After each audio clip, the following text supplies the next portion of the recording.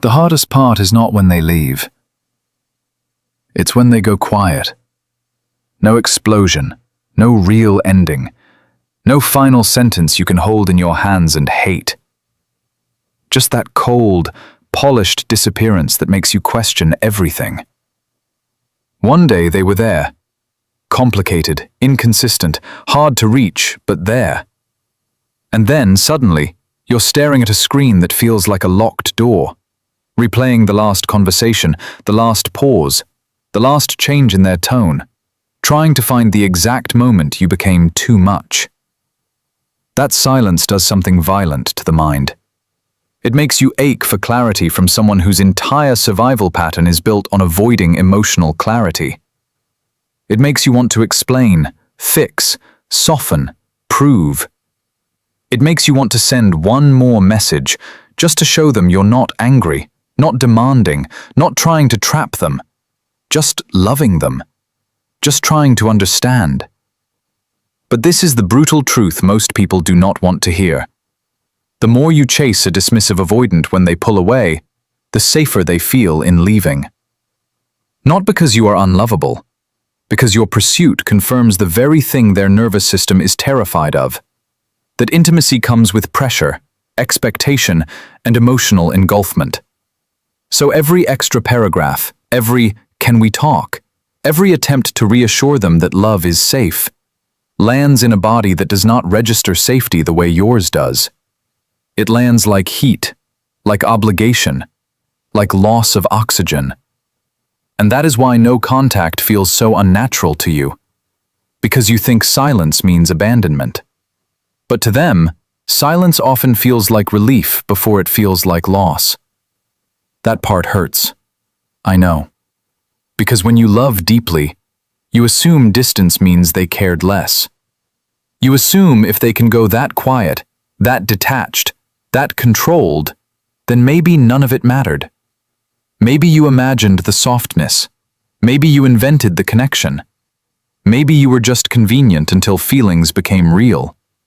But what really happens inside a dismissive avoidant when you go no contact is far more complicated than that.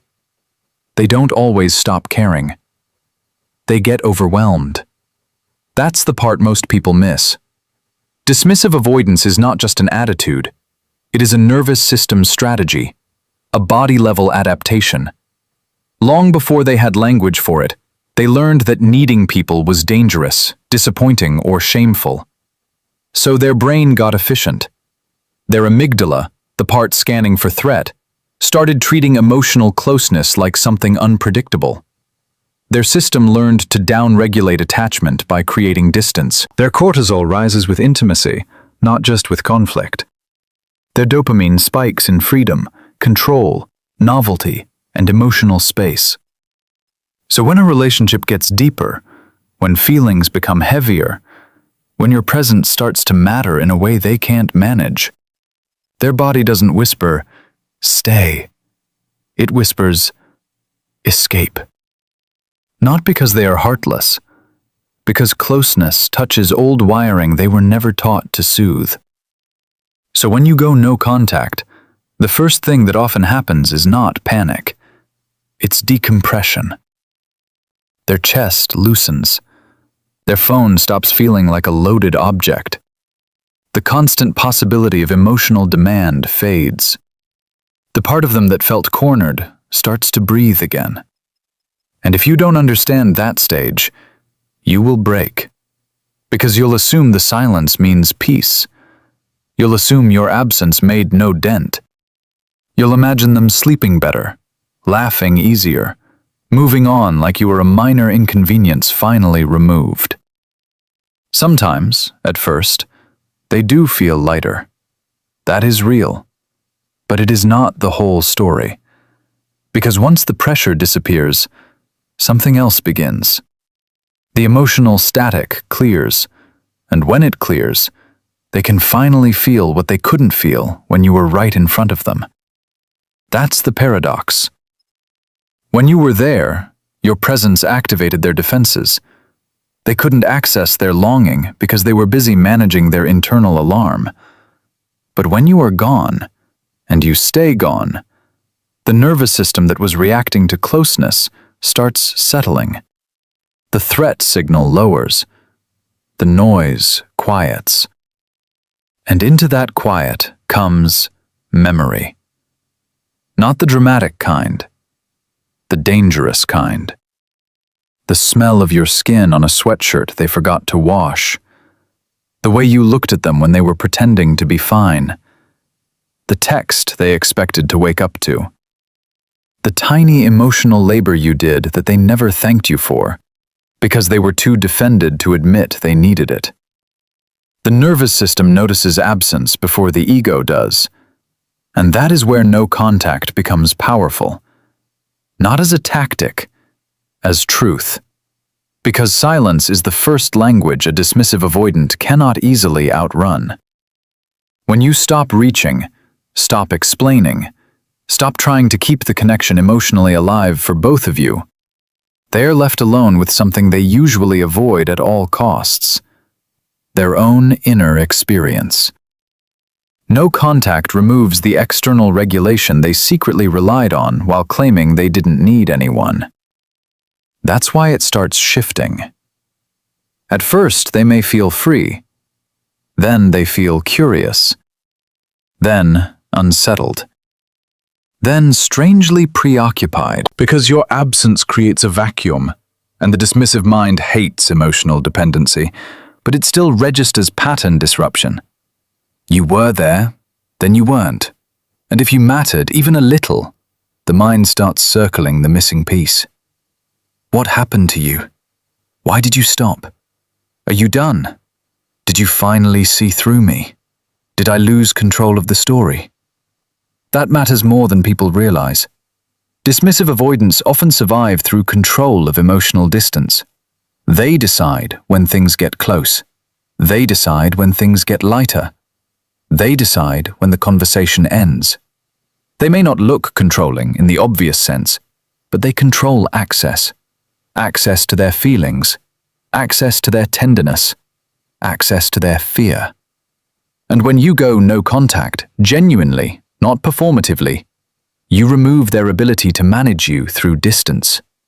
Suddenly they are not the one choosing the silence. They are inside it with you. And now the silence talks back. They start checking their phone more than they want to admit. They reread your old messages when they're bored. Then when they're lonely, then when they've had a drink, then on the nights when the room is too quiet and their own thoughts start getting loud. They tell themselves they're just curious. They tell themselves it's nothing.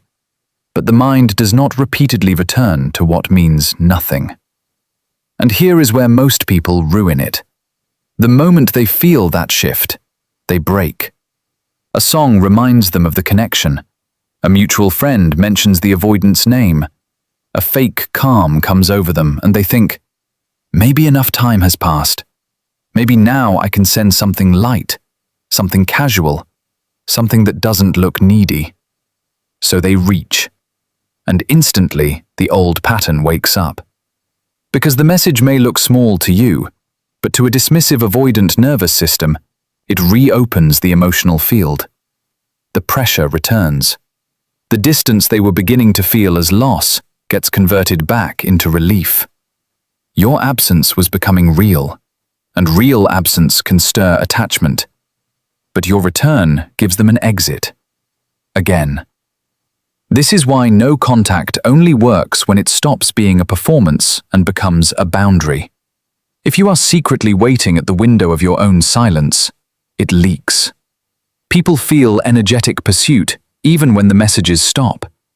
But when something shifts in you, when you stop using silence to provoke and start using it to preserve yourself, your energy changes. You become less available to the old dance, less hypnotized by inconsistency, less willing to bleed for crumbs.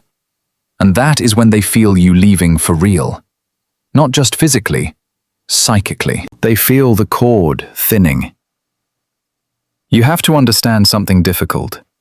Dismissive avoidants are often most affected when they realize you are no longer orbiting them emotionally.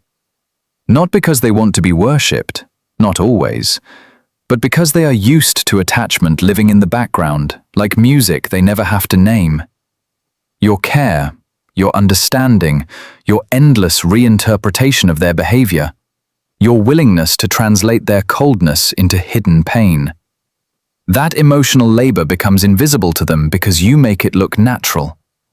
But when it stops, the room changes temperature.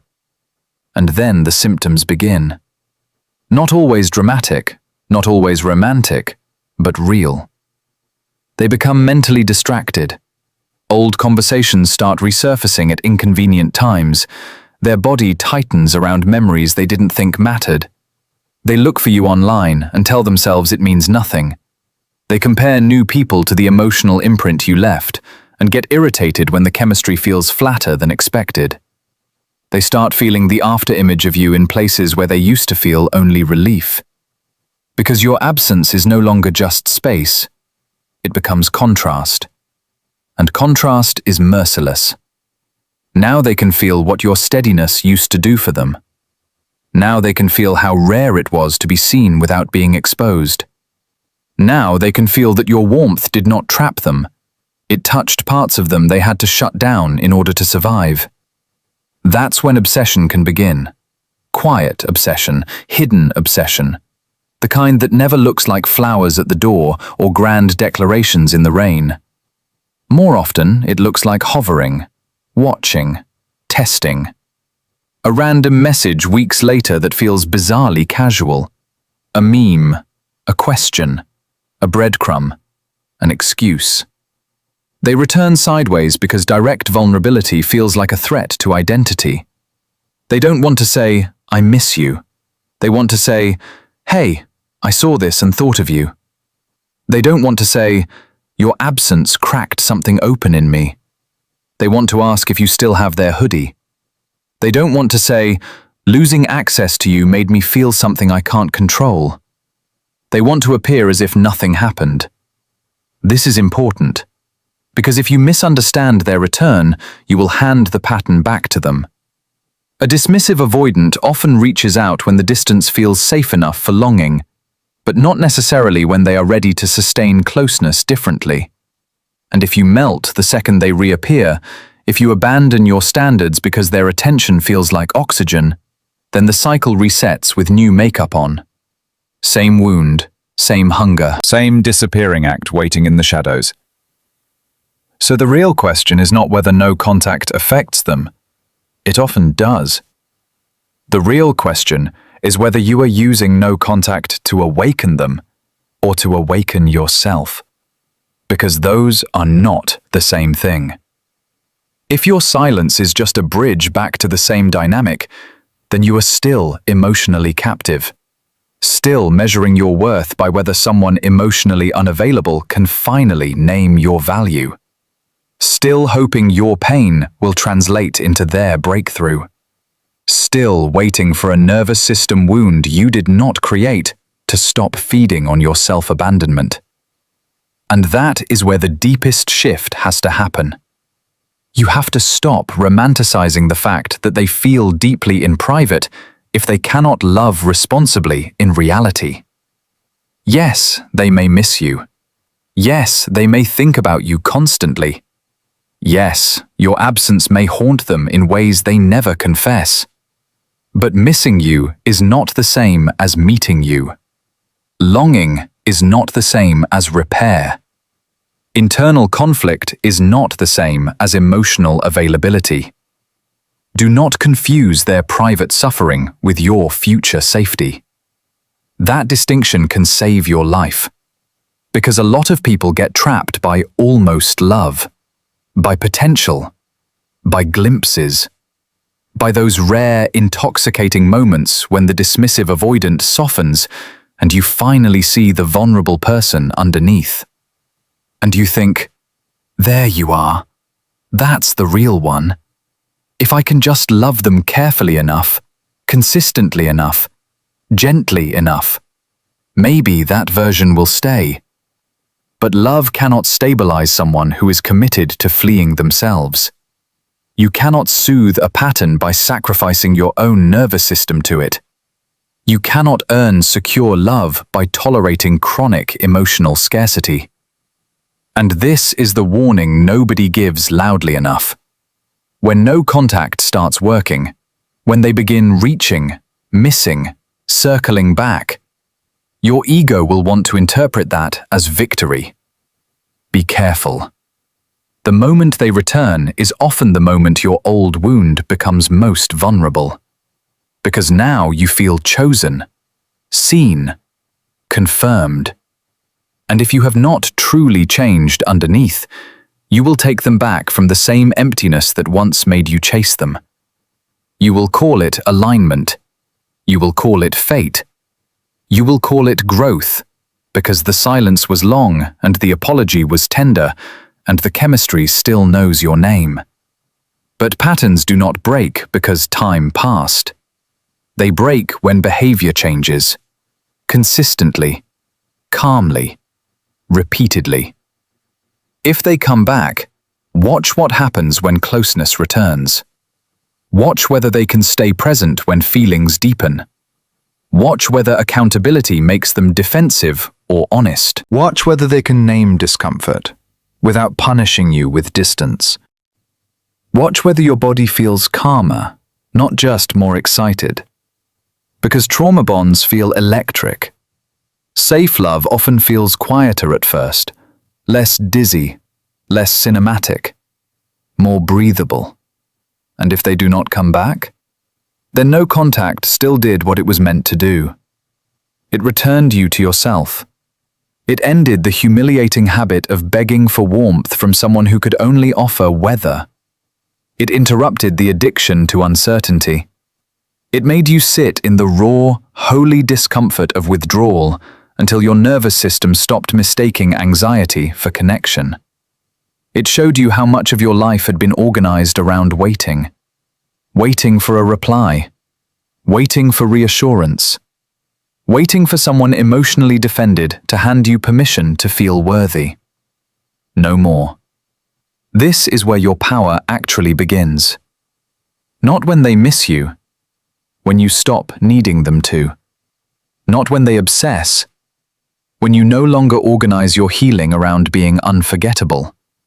Not when they finally realize your value, when you realize it first and live like it. Because your value was never hiding inside their recognition.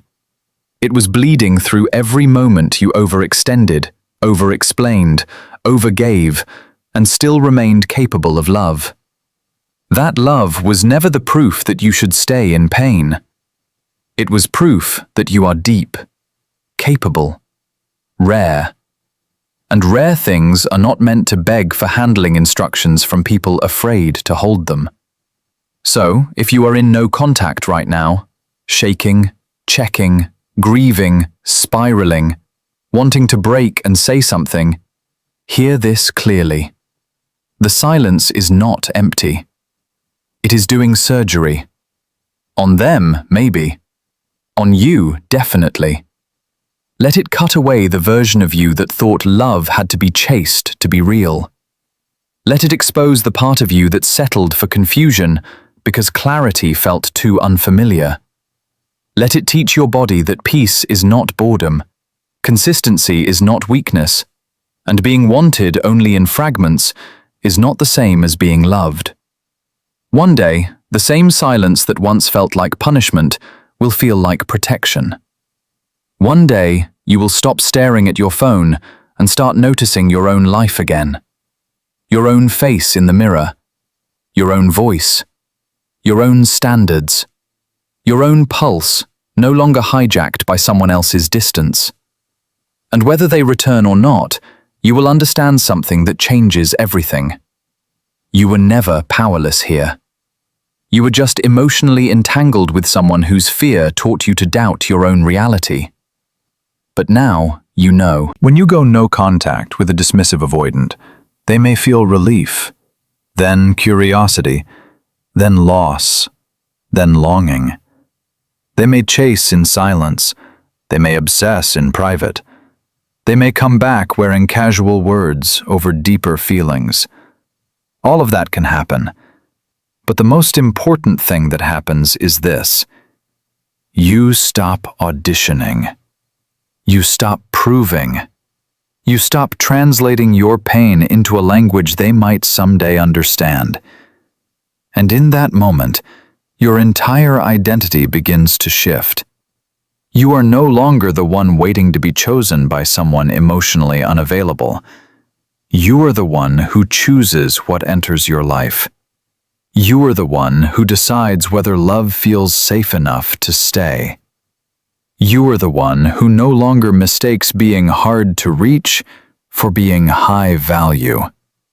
You are the one who can feel deeply without collapsing into pursuit. You are the one who walks away from half love without needing the other person to agree that it was half. That is the power they feel when you really leave. Not your anger, not your silence, your wholeness. And wholeness is the one thing avoidance cannot control. It can only feel it. And once you become that, truly become it, something inside you goes still. Not numb, not closed. Free.